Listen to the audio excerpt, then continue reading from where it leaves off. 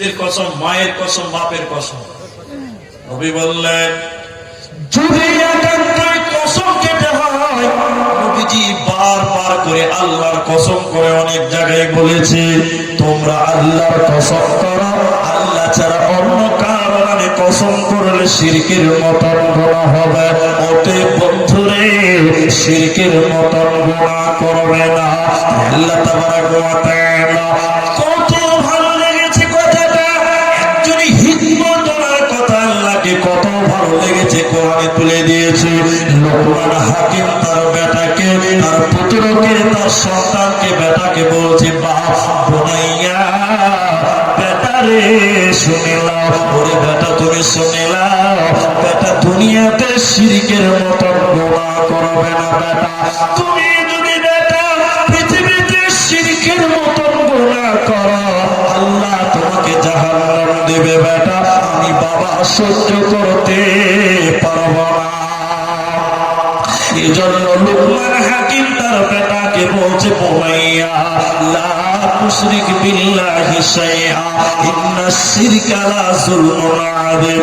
বেটা পৃথিবীতে শিরকের মতন গুনাহ করিও না। শিরক হচ্ছে মহাপাপ, বড় গুনাহ, বড় জুলুম। যে ব্যক্তি শিরকের মতন গুনাহ করবে বেটা, আল্লাহ তাকে জাহান্নাম দিবে, জান্নাতে যাবে না, পাবে না। এজন্য প্রথম নাম্বার আল্লাহ ওসিয়ত করে হারাম করলে শিরকের মতন গুনাহ করবে না।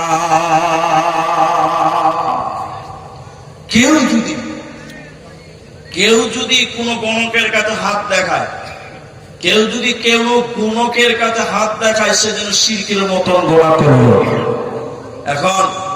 এখন এগুলো খুব কমে গেছে, আপনাদের দেশে দেখতে পাওয়া যায় না। আমি আজ থেকে প্রায় 4-5 বছর আগে মালদা জেলাতে ওই কোট মালদা স্টেশন আছে, কোট মালদা স্টেশনের সামনে দেখেছিলাম অনেকদিন আগে, এখন দেখতে পাওয়া যায় না। কোট মালদা স্টেশনের সামনে একটা লোক খুব খিস্তি করতো, গাল দিত। এখন নাই, মরে গেছে, এখন আর দেখতে পাওয়া যায় না। খুব খিস্তি করতো আর ওষুধ বিক্রি করতো, কি গাছের জ্বর হয়, খুব খারাপ ভাষা বলতো। আপনারা হয়তো সোশ্যাল মিডিয়াতে দেখেছেন। ওর পাশে একটা লোক ছিঁড়া বস্তা পেরে হাত দেখতো, আমি দেখেছি, 5-7 বছর আগের কথা বলছি। হাত দেখতো, হাত দেখে দেখে দেখে দেখে আপনার হাত দেখছেন, আপনার ভাগ্য বলছে। এরকম গণক চেনেন কিনা আপনারা? হ্যাঁ না বলেন একটু, দেখেছেন না? কেউ যদি গণকের কাছে হাত দেখায়, রাসূল বলছেন সেজন্য শিরকের মতন গুনাহ করবে। আচ্ছা, মতান্তরে আপনাকে 1 মিনিটের জন্য বলছি যে গণকের কাছে আপনি হাত দেখান, 1 মিনিটের জন্য বলছি দেখান। কেন দেখাবেন জানেন? ওকে জব্দ করার জন্য, ওকে শাসাবার জন্য হাত দেখাবেন। এবার আমার দিকে দেখে তেলে বুঝাবো, ভাই আপনি হাত দেন, এদিকে এরকম হাত দেন, এদিকে দেখেন। আপনি বলুন ভাই একটু হাত দেখেন, বলবে দেখবেন হাত দেখে, আর বলবে আপনার খুব ভালো হবে, খুব টাকা হবে, খুব পয়সা হবে, এই করতে কিন্তু হুট করে বলবে আপনার মনটা বড় হয়েছে, হুট করে বলবে একটা বিপদ আছে, বলে না কি বিপদ আছে? তখন আপনার মন খালি ধারাম ধারাম করবে, কি বাবা আবার কোন বিপদ আসবে? বেশ তো ভালো ছিল। বিপদ কোন ব্যাপার, আমার কাছে একটা কাশ্মীর থেকে একটা পাথর আনা আছে, তুমি যদি পাথরটা আন্ডার প্যান্টের ভিতরে রেখে দাও তো বিপদটা কেটে যাবে। এরকম পাথর নিয়ে বসে আছে, আছে না? হ্যাঁ না বলো? আমি পুরো হাত দেখা এরকম, ভাই হাত দেখো, তো হাত দেখবে। আর কিছু আছে? হ্যাঁ এটা আছে। আর কিছু আছে? সব যখন বলা হয়ে যাবে তখন বলবে ভাই আর কিছু আছে? ওই যে না আর কিছু দেখতে পাই না, তখন হাতের থু দিয়া মারবে, টেনে কানে চল। যখন ওর কানে চল মারবে তখন গাল হাত দিয়ে মারলে কেন ভাই? তখন বলবেন যে তুমি আমার হাত দেখছিলে, আমি কি করব না করবো সব তুমি দেখতে পেয়েছ, আর এখন তোমাকে চর মারবো এটা তুমি দেখতে পাও না। তুমি তো সব দেখেছ, আমার জীবনে কি তুমি সব দেখতে পেলে, আর এখন আমার হাত চর মারবে এটা তুমি দেখতে ভুলে গেছিলে নাকি? আর দেখেছিল তো সাবধান কেন হবে? আমার তো কোনো দোষ নাই, দোষ তোমার। সব বদমাশি ঠিক হয়ে যাবে। নবী বললেন শোনো, যারা গণকের কাছে হাত দেখাবে সেজন্য শিরকের মতন গুনাহ করবে। আর যে ব্যক্তি শিরকের মতন গুনাহ করবে ও কোনদিন জান্নাতে যাবে না, পাবে না। এজন্য আল্লাহ বলছে নবী হে তুমি বলে দাও তারা যেন পৃথিবী নামক জায়গাতে শিরকের মতন গুনাহ না করে। খালেকের কাছে চাওয়ার নাম ইবাদত, মাখলুকের কাছে চাওয়ার নাম শিরক। খালেকের কাছে চাওয়ার নাম বলুন বলুন ইবাদত, মানে স্রষ্টার কাছে চাওয়ার নাম ইবাদত, সৃষ্টির কাছে চাওয়ার নাম শিরক। কথা ক্লিয়ার হতে পেরেছেন আপনারা? এবার আপনাদেরকে সন্তান দেওয়ার মালিক কে? সবাই বলুন আল্লাহ। কিন্তু আমাদের মধ্যে কিছু হতভাগা মানুষ আছে, মানুষের কাছে সন্তান চায়, আছে না? আছে না? একমাত্র আল্লাহর কাছে চাইতে হবে, পৃথিবীর অন্য কারো কাছে চাওয়া যাবে না। শুধু চাওয়া যাবে না নয়, যেখানে শিরকি কাণ্ডক্রম চলবে ওখানে যাওয়া হারাম, ওখানে দান করা হারাম, ওখানে দান করা যাবে না, ওখানে যাওয়া যাবে না।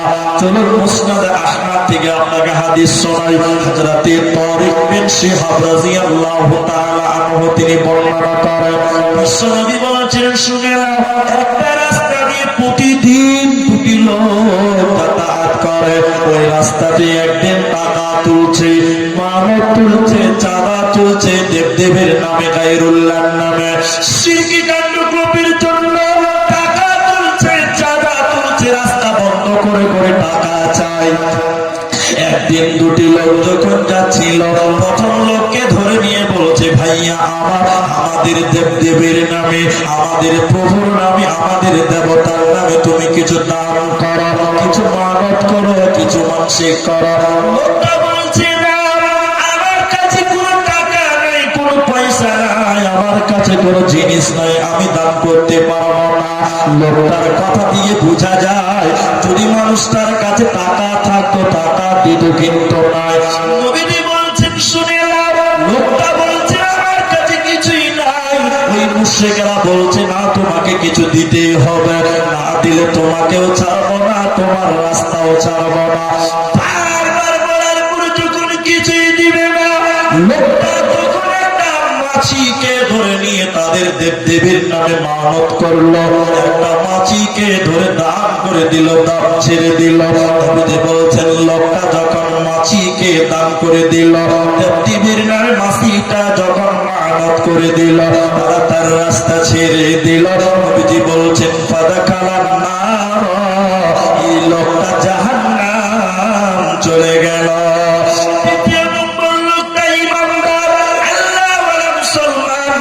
ওকে যখন মুশরিকরা ধরে বলছে, ভাইয়া আমার তোমাকেও কিছু দিতে হবে আমাদের দেবদেবীর নামে, আমাদের ইবাদত।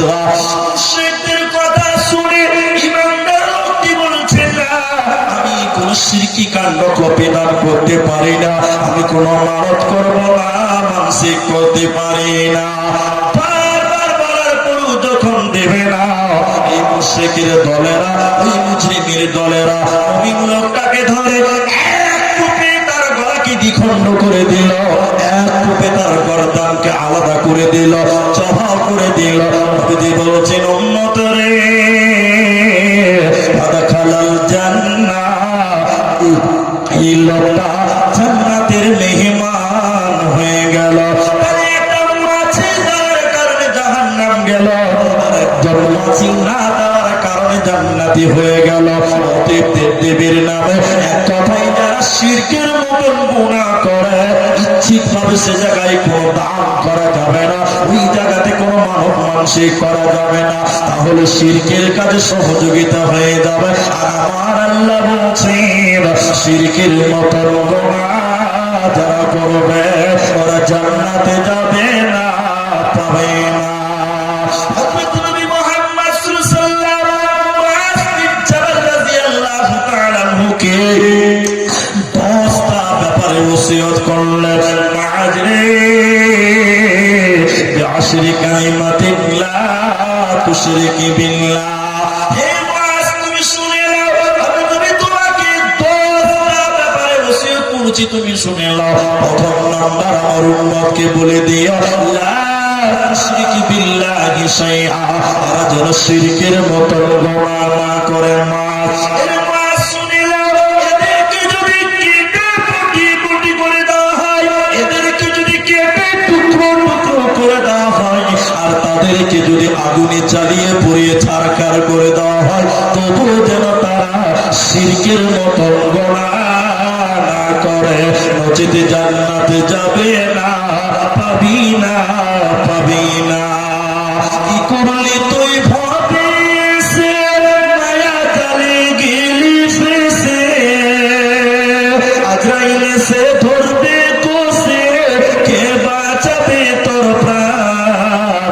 ওরে মুসলমান তোরা হারাস না ঈমান, ওরে মুসলমান তোরা হারাস না ঈমান।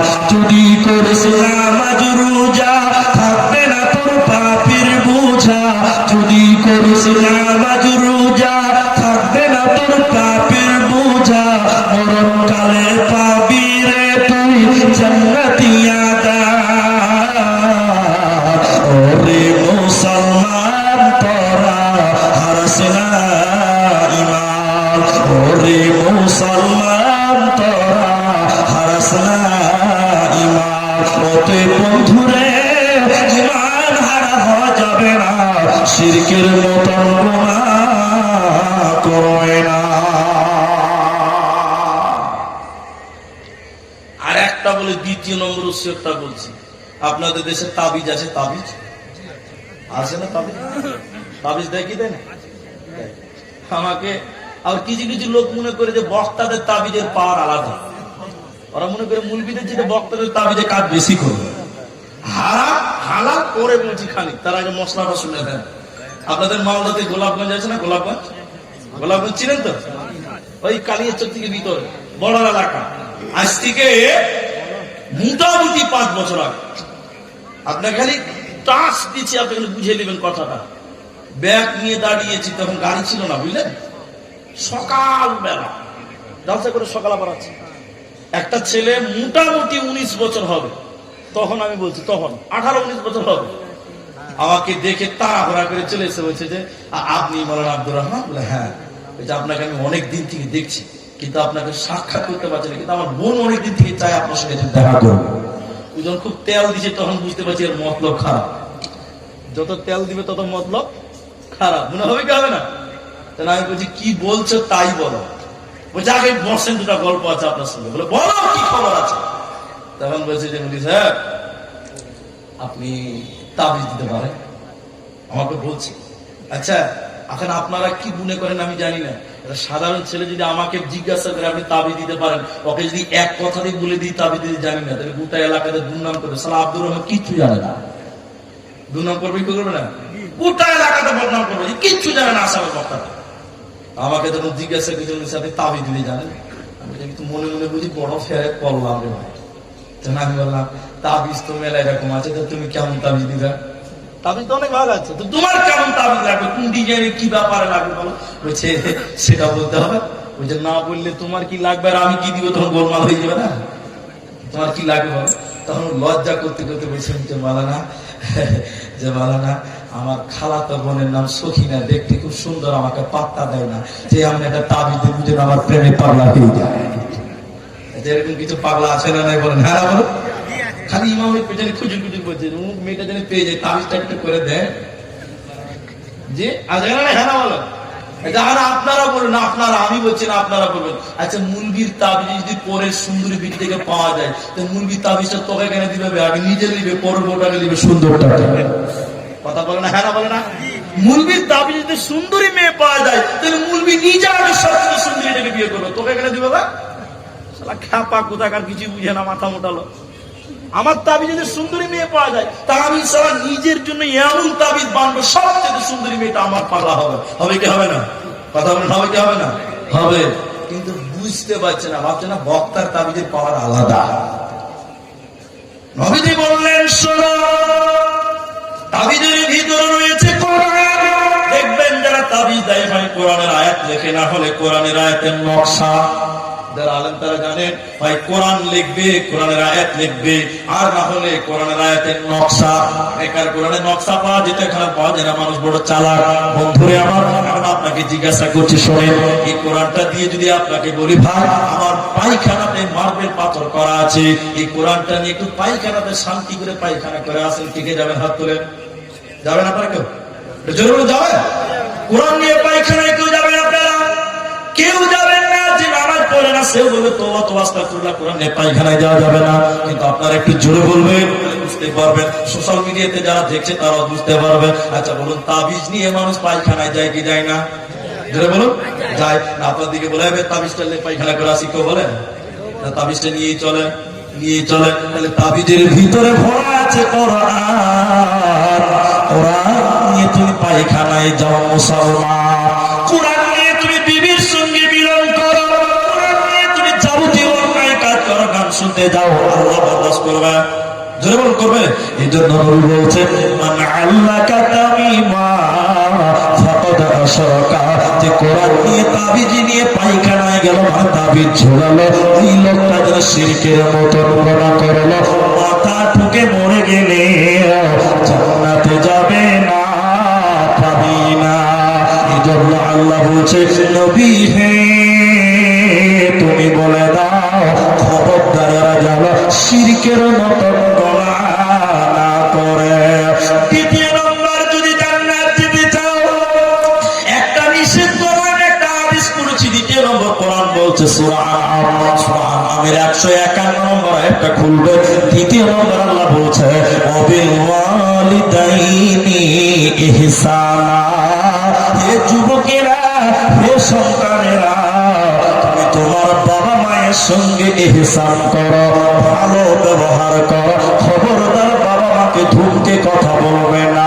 আল্লাহ তাআলা উমর ফারুক রাদিয়াল্লাহু আনহুর জামানায় একটা লোক ঈমান থেকে নিয়ত করলো হজ করতে যাব, আল্লাহর ঘর জিয়ারতে যাব।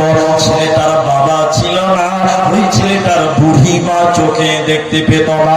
ছেলেটা হজের যাবতীয় প্রিপারেশন নেওয়ার পর বুড়ি মায়ের কাছে দিয়ে বলছে আম্মু জান, আমি মক্কা সফরে চললাম, আমি জিয়ারতে চললাম, আমি হজে চললাম, আম্মু জান আপনি আমার জন্য দোয়া করে দেন।